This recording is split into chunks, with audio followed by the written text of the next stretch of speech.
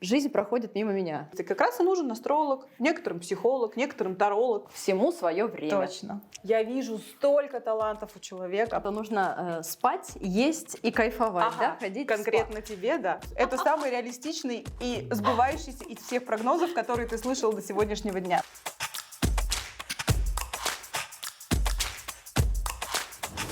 Добрый день, дорогие друзья! Вы на моем канале «Давай попробуем». С вами я, Ирина Крикуненко. Подписывайтесь, ставьте лайки и не забудьте оставить ваши комментарии. Сегодня у меня в гостях неподражаемая, великолепная Вероника Сигал, астропсихолог. Спасибо. Добро большое, пожаловать. дорогая. Я очень рада быть у тебя в гостях. Итак, я сегодня предлагаю приготовить рождественский пирог, поскольку у нас скоро Рождество и Новый год. Ты когда-нибудь пекла рождественский Я вообще пирог? очень люблю выпечкой заниматься, честно тебе скажу. Дома это делаю постоянно, но конкретно такой никогда еще не пробовала, поэтому мне очень интересно, что у нас получится. Здесь я купила сухофрукты, орехи. Рецепт вы найдете под видео. Замочила в роме на несколько дней. Прям Да? Рождеством пахнет отсюда. Обязательно попробуйте приготовить. Да, нам останется только сделать тесто, которое является связующей скрипкой. Его будет совсем чуть-чуть. И все.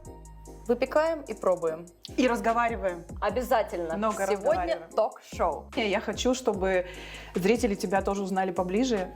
Несколько вопросиков заготовила Хорошо, для ты тебя будешь тоже. интервьюером моим впервые на канале. Итак, начнем с того, что будем смешивать яйца с сахаром, взбивать. А я или ты, что ты предпочитаешь, нужно будет перемолоть кардамон и гвоздику. О, я хочу вот этой штукой Хочешь? заняться. Она Тогда, очень тогда мы интересная немножко выглядит. поменяемся местами. Вот так, раз. А я займусь взбиванием. Вот. Окей. Смотри, просто Там я туда уже уже всё насыпала, ага. да, ты вот так вот крутишь потихоньку. Ну как? И оно туда сыпется. Все хорошо. Такая у меня ручная штучка. Очень аутентично. Да. Вот.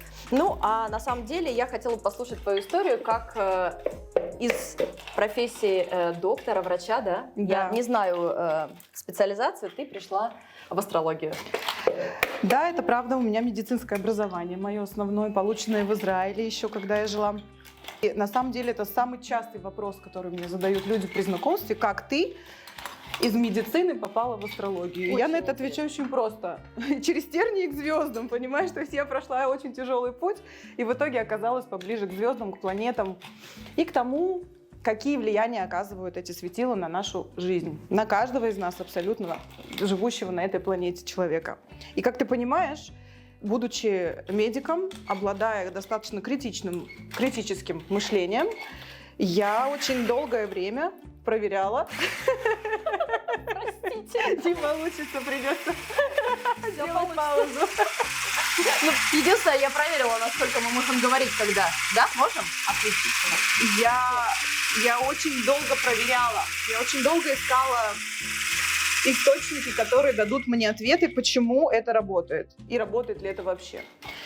И в момент, когда я убедилась в том, что астрология — это не брахма-фигахма, не какие-то твои веяния и какие-то представления, и какие-то твои интуитивные понимания этого процесса, а совершенно четкая система, налаженная, годами записывающаяся в определенную схему, назовем это так, то мой медицинский мозг успокоился и начал применять это в жизни. А ты работала, да, доктором какой-то? Да, конечно, я работала.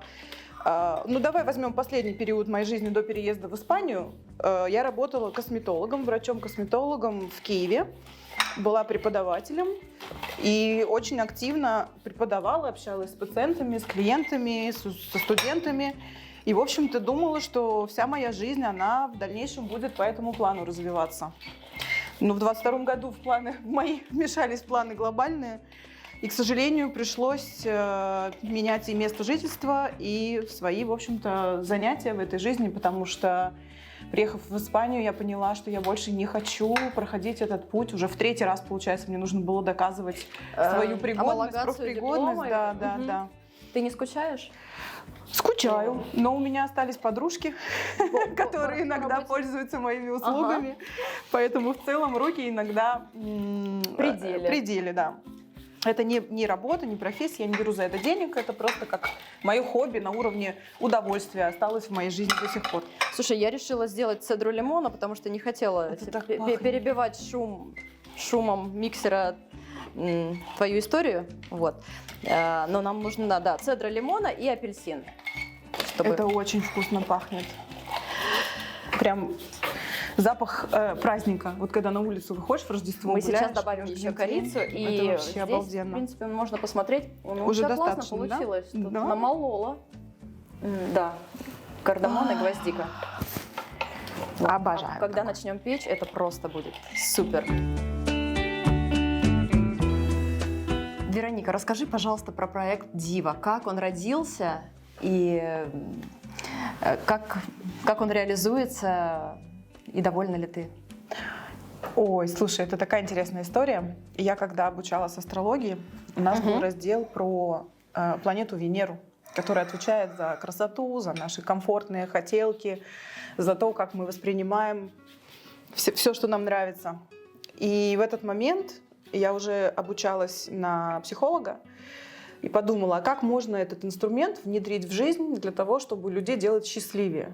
И поняла, что в целом у каждой из нас, у каждой женщины внутри есть какие-то заложенные природой внутренние потребности, с которыми мы уже родились. И зачастую мы даже до конца не понимаем, о чем эти потребности. Как должна выглядеть наша эта внутренняя девочка, что она любит, как ее радовать. Все знают прекрасно про то, как мы балуем нашего внутреннего ребенка, правда? Но ты мне сказала, что нужно спать, есть и кайфовать, да? Ходить конкретно в спа. тебе, да. Вот. Но, а что, интересно, а что еще другим людям нужно? Ты знаешь, это все очень разные вещи. Это вот кажется тебе, знаешь, когда девочка слышит про себя какие-то вещи, она такая, ну, наверное, это для всех рекомендации. Ну да, действительно, всем нужно выспаться, всем сходить в спа, это нормально. Ну, допустим, твоя Венера, она в Тельце, а Телец, знак Тельца, это все про комфорт, про гедонизм, про красоту вокруг, про вкусную еду, сладенько поспать, Слушай, но мне вкусненько кажется, поесть, что когда я кайфануть. сплю, кайфую, лежу под пальмой с коктейлем, жизнь проходит мимо меня.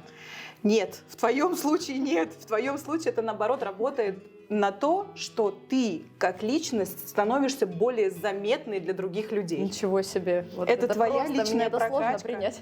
Представляешь, вот просто красиво вокруг себя создавать атмосферу, вкусно готовить, красиво выглядеть, баловать себя телесными практиками, для тебя дает больше возможностей на реализацию, на партнерские отношения, будь то мужчина или бизнес. То есть ты становишься более яркой и заметной для этого мира. То есть больше людей Вот я на привлекаешь своем к месте себе. сейчас. Абсолютно. Отлично. Абсолютно. Супер. Так Вот. и я тебе более того скажу, что я тоже на своем месте, потому что моя Венера, которая отвечает за мою женственность, очень любит готовить и создавать домашний уют. Супер. Они разные с тобой, но тем не менее есть какие-то пересекающиеся моменты, поэтому мы с тобой сегодня занимаемся прям наполнением и прокачкой внутренней энергии для того, чтобы быть более яркими и заметными. Что, есть какие-то женщины, которым не нужно готовить? Представляешь? Да например, женщине Овну готовить в целом не нужно. То, что нужно женщине Овну, я имею в виду Венере в Овне, это порубить топором мясо, желательно, чтобы кровище брызгало во все стороны на кухне,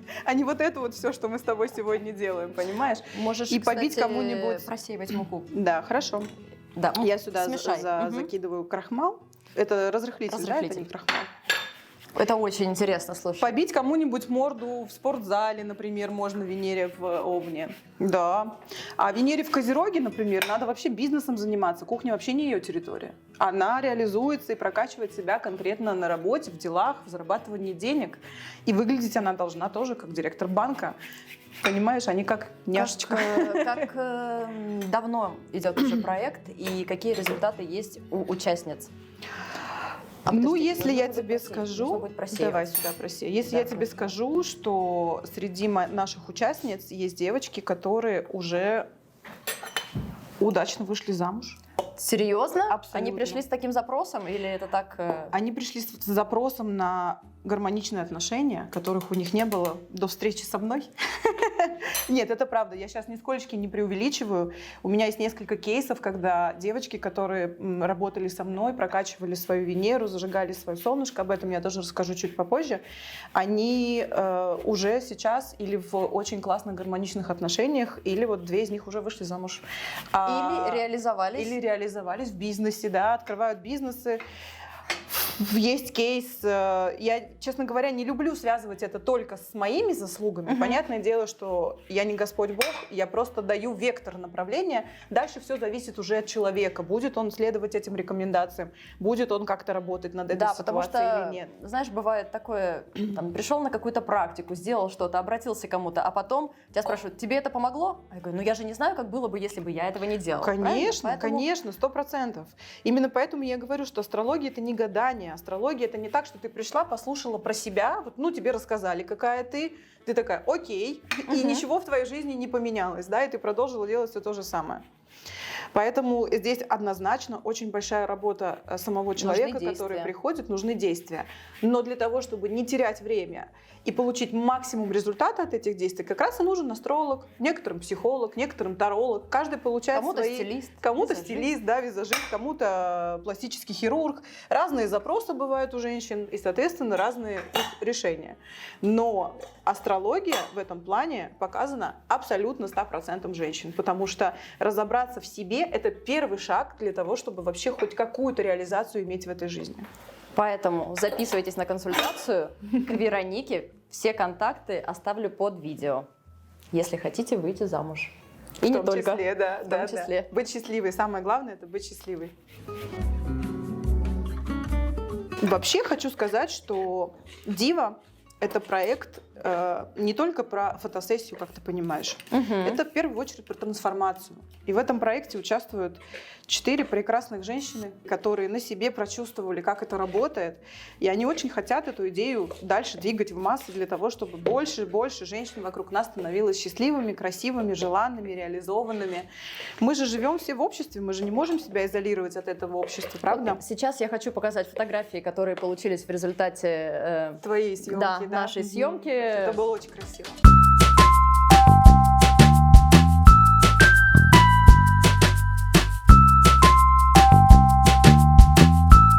Так, ты, по-моему, начала рассказывать, что ты училась на астролога и как раз проходила Венеру, да? И ну да, как раз была тема, вот... как раз была тема того, что у каждой женщины есть такая вот, она есть у каждого человека в натальной карте, но конкретно женщина. А сколько по времени уже? Несколько месяцев, да, идет проект? Проект полгода, я думаю, уже мы где-то, может быть, ну, близко к полугода, наверное, месяца 4-5, где-то так, я думаю. Честно говоря, я даже не задумывалась, мы просто идем в комфортном для нас темпе. Ритме. Да, мы не гонимся, как ты понимаешь, это не ради...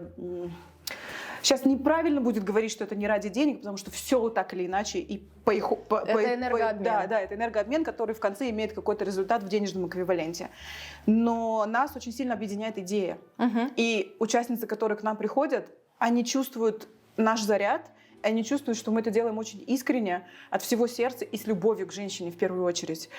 Вот покружить эту девочку вот эти несколько часов, создать ей образ, одеть ее, показать ей, какая она настоящая, влюбить ее в себя, сделать так, чтобы она кайфанула от этого процесса. Увидев эти фотографии, она поняла что-то больше про себя. Вот в этом задача проекта. Это на самом деле очень классно. Просто приходишь, и тебя окружают теплом, любовью, заботой, берут в свои руки, одевают, причесывают. Еще и рассказывают тебе, как с этим совсем жить дальше, да? Да, и говорят, расслабься, просто вот выдохни, доверься, сядь, да. И будет все классно. Вот, поэтому, если вы на Коста-дель-Соль, тоже обратите внимание на проект Дива. Ты упомянула, что ты еще психологией, да? Да. В феврале у меня защита, да, в магистратуре будет защита по психологии. И чем интересна моя астрология, я ее интегрировала с психотерапевтическими практиками, потому что на самом деле все очень-очень-очень перекликается. Например, очень много мы слышим о том, что все наши паттерны и, ну, травмы, назовем это так, да, в некоторой степени, они из детства. Да, что фигура мамы и папы — это очень важные фигуры в нашей жизни, которые закладывают очень много в наш характер и в наше поведение. Вот в астрологии то же самое. Есть солнышко и луна. По солнышку ты определяешь свой знак зодиака. То есть, допустим, если ты телец, ты родилась, по солнышко попало в этот знак при твоем рождении. А луна отвечает за твои эмоции, за твою эмоциональную часть, за твою душу, за твой комфорт в этом мире, за то, как ты воспринимаешь этот мир, как ты расслабляешься, умеешь ли ты свои эмоции приводить в порядок так, как природой было задумано на тебя изначально. И, соответственно, это также фигура мамы. То есть солнышко — это папа, луна — это мама.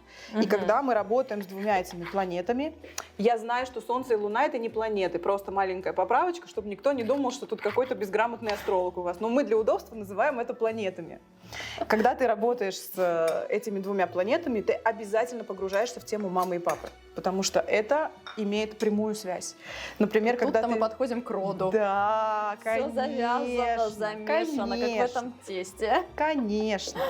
И про все страхи, и про все, скажем, сложности, которые на нашем пути мы встречаем, и как мы их решаем, это тоже во многом зависит от того, какие у нас Солнце и Луна, гармоничны они или нет, как мы себя проявляем в эту жизнь, как мы воспринимаем эмоционально все, что с нами происходит. И также это мама и папа обязательно.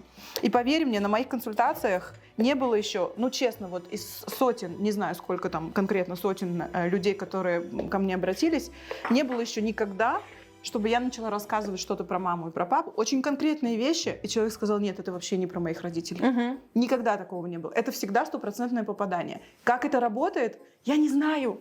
Правда. У меня нету никакой методички, которая бы объясняла, что это работает, потому что вот так. Это не про энергию, не про притяжение от планет. Понятное дело, что это не про это. Это что-то большее, потому что это взято из наблюдений тысячелетних.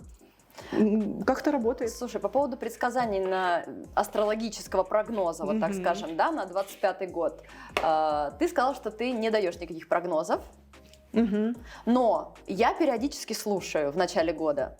Я тебе сейчас раз расскажу. в год. И ты знаешь, вот предрекали всякие катаклизмы с водой, Да.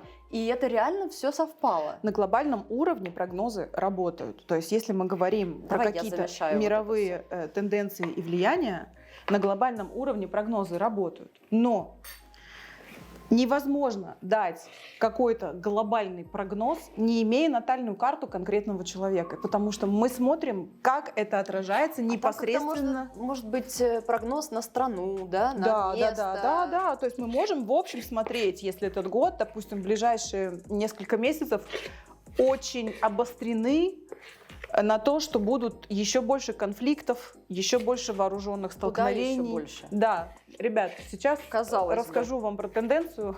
Казалось 7 бы. декабря Марс развернулся в свое ретроградное движение, а Марс — это планета про завоевалку, про начиналку и про воевалку. А это вот у меня аспект вот этого Марса Да, есть, который... да. Вот уже человек побывал у меня на маленькой, коротенькой консультации, но уже запомнила многое. И, соответственно, те, по кому этот ретроград пройдется, а это 90% людей почувствуют на себе его влияние. Самый главный совет: пожалуйста, не рубите с плеча, просто сохраняйте спокойствие, не поддавайтесь на эти эмоции, не разрывайте отношения, не возвращайтесь к бывшим, ни с кем не конфликтуйте, не воюйте по возможности, потому что до конца февраля штырить будет всех. Замереть. Просто замереть и направлять всю свою энергию в спорт.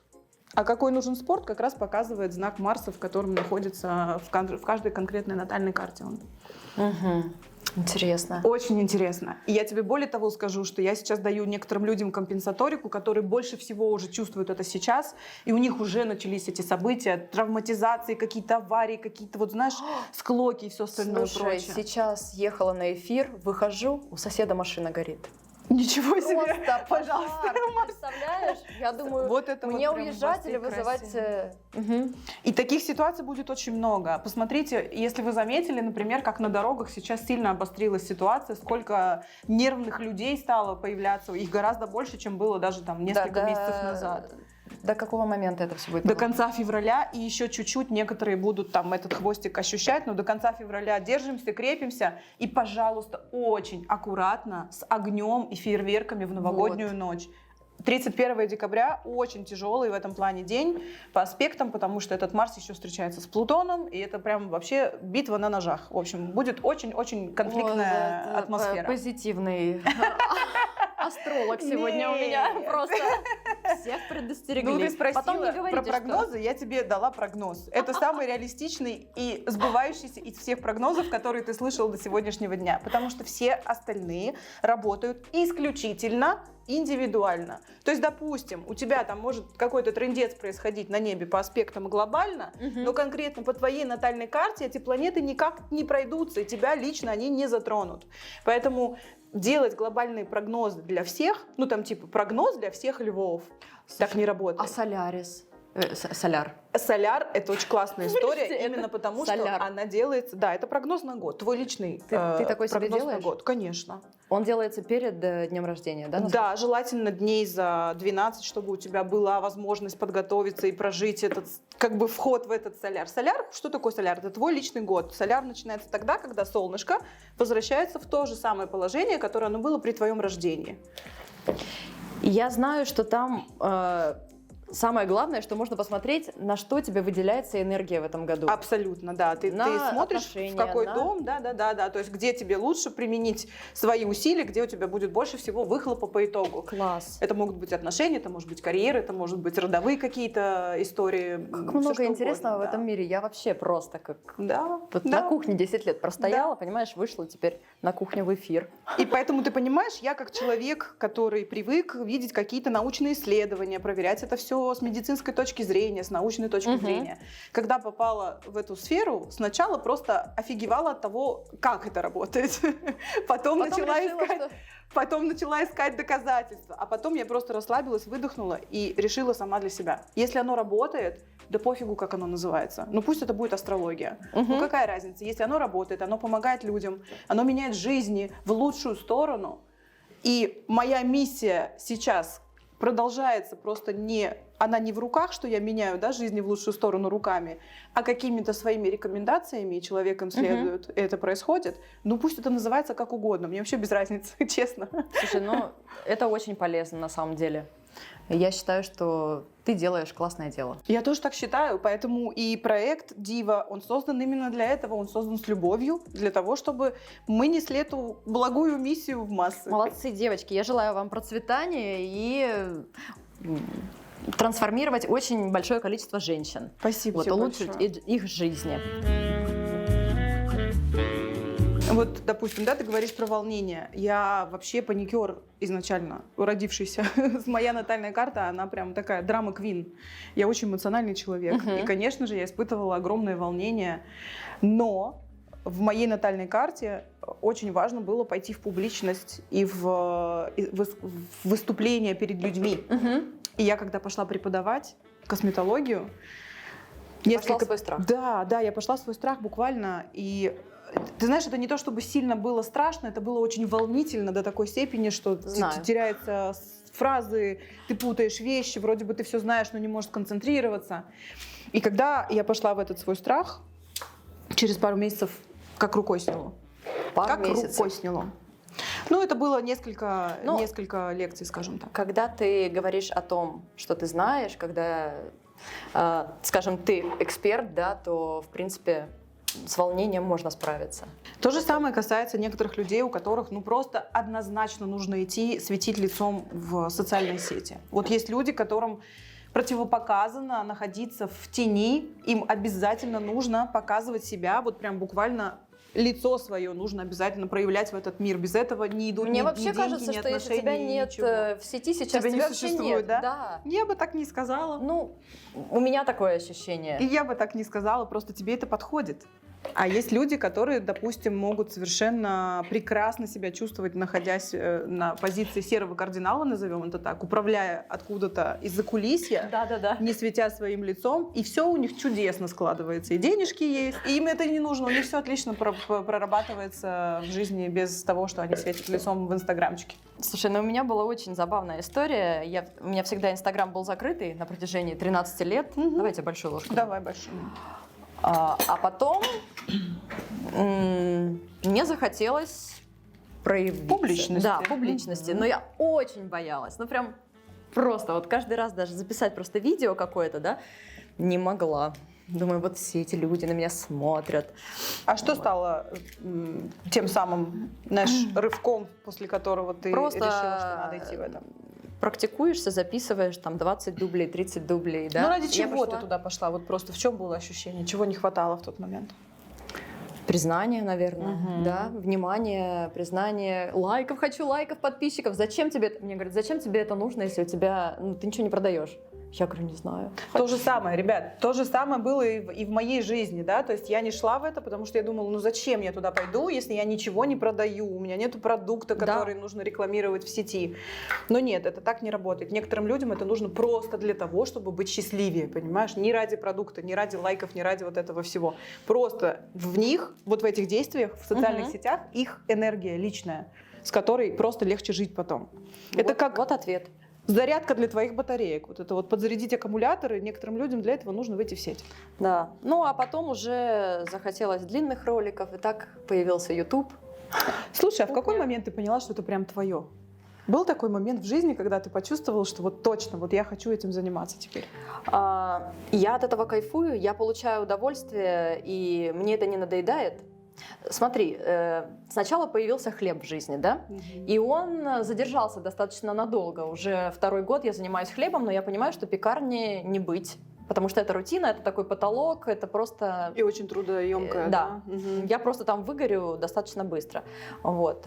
Мне очень нравится общаться с людьми. Я подумала, почему бы не готовить что-то на кухне классное, общаться, потому что самые откровенные, самые душевные разговоры, они всегда на кухне. Ой, это 100%. Это же та самая женская территория, да, про которую мы говорим. Да, Где не еще просто задушевно? сели, как сейчас, да, пишут все подкасты друг напротив друга, да, и начали говорить, а мы тут что-то делаем, потом мы это пробуем, мы что-то творим. То есть Это так вкусно. очень хочется творить, чтобы вот был результат такой материальный, там, в виде хлеба, в виде торта, еще что-то.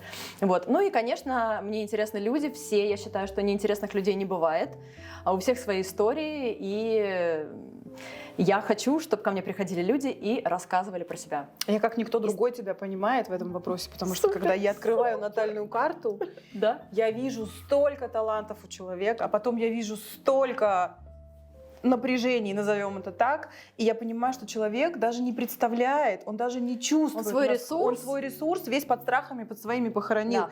И моя задача как астролога показать ему его таланты. Они есть абсолютно в любой натальной карте. У каждого человека есть огромное количество талантов, через которые он может засиять просто в этой жизни. Да, Как я выяснилось, согласна. у меня астрология один из них, кстати. Всю жизнь жила, занималась медициной, оказывается, надо было уже давно пойти в Ну астрологию. ничего, ты попробовала там, это все опыт. Да, да, конечно. Это Вот. я не с сожалением говорю, а наоборот, с такой, знаешь, улыбкой, усмешкой всегда, что я все равно до этого дошла. Рано или поздно, но дошла. Всему свое время. Точно. Класс. А нам пришло время поставить пирог в духовку. Открывай. Все, супер. Температура 180, да? Ага, Мгм, хорошо. сейчас я проверю. 180. 75 минут. Так, ну, 75 минут, можно час. Все, мы пошли. Да, про Как баланс. находить баланс? Понимаешь, баланс в нашу жизнь приходит тогда, когда ты счастлива. И если эти вещи делают тебя счастливой, ты сделаешь счастливой всех вокруг. Когда ты выбираешь себя, Именно. наполняешься энергией, ресурсом, и потом ты готов делиться Именно так. этим ресурсом с миром. Конечно, ты могла бы остаться на кухне и закрыться внутри своей семьи, но если тебя счастливее делает твоя деятельность, значит, твоим близким 100% повезет еще больше, когда ты реализуешься в этом, когда ты сама себя раскроешь во всех этих моментах, ты и им сможешь передать гораздо больше. Это же очень чувствуется на уровне энергии даже, да? Какая мама сегодня? Она просто задолбавшаяся кухарка, или она пришла после какой-нибудь съемки или после катания на серфе, и она сияет. горит энергией, да, и ее хватает на всех домочадцев. Это очень важная история. Поэтому баланс — это всегда про себя. То есть Выбор себя. Здоровый выбор себя. эгоизм. Здоровый эгоизм, именно, да. Да, это очень важно. На самом деле достаточно маленького кусочка, чтобы насытиться.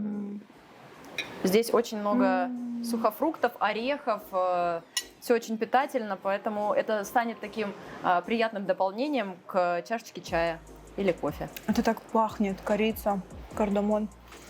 Это очень вкусно. И очень по-рождественскому. Ты знаешь, вот сидя в красивых платьях на берегу моря, в таких видах, ты когда-нибудь задумывалась о том, вот если бы твоя жизнь была каким-нибудь сериалом, какой бы жанр это был? Кто бы снял фильм про тебя? Слушай, у меня это либо комедия, либо романтическая история. Других не дано. Кому бы ты доверила сценарий написать для своего сериала о своей жизни? Сценарий? Слушай, у меня есть мой хороший знакомый, сценарист. Дэн, привет. Я надеюсь, ты смотришь этот выпуск. Тут есть кандидат на новый сценарий. Да, и он очень хочет снять фильм, и мы на самом деле идем к этому. Вот, поэтому Дэн делал бы мне сценарий. Комедия или романтическая мелодрама? Романтическая комедия, да, что-то такое веселое, легкое, чтобы посмотреть, кайфануть, получить удовольствие. Я других фильмов не смотрю. Я всегда задаю тут вопрос девочкам, которые ко мне приходят, потому что в этот момент вдруг включается вот это осознание, да, а на что должна быть похожа моя жизнь? Какой она должна быть? Как я себе вот свой сериал личный представляю? Веселой, с юмором, потому что без юмора Да такая и очень есть, сложно конечно. в этой жизни. Да, все такое легкое должно быть. Ну, хорошо, что так. Вот случилось так, значит, так должно быть. Ирочка, это был потрясающий эксперимент. Мне очень понравилось. Благодарю тебя. Я жду тебя От души. в гостях. И обязательно мы с тобой покатаем на серфе. Дождемся чуть-чуть более хорошей погоды для Супер. этого. Ты меня все-таки смогла соблазнить на это. Я очень рада. Класс! А я-то как рада. Поэтому подписывайтесь на канал, пишите ваши комментарии, готовьте пирог с нами. И поднимая эту чашечку красивую рождественскую чая, я хочу тебе пожелать, чтобы этот год смог помочь тебе воплотить все твои самые смелые мечты. Вот все, о чем самым смелым ты мечтала, чтобы в этом году у тебя могло осуществиться. Я знаю, что многие говорят о том, что этот год будет посвящен самокопанию, самоанализированию, уходу в себя. Но мне кажется, что в твоем случае ты уже проскочила этот этап достаточно. У меня вообще нет проблем с анализом, я не Ты его анализирую. проскочила, поэтому тебе уже дальше только в реализацию твоих самых смелых идей. Пусть он будет счастливым, пусть он будет здоровым, пусть он будет ярким, таким, чтобы ты его запомнила на всю жизнь. Спасибо. Тебе, дорогая. Благодарю С наступающим. тебя. С наступающим.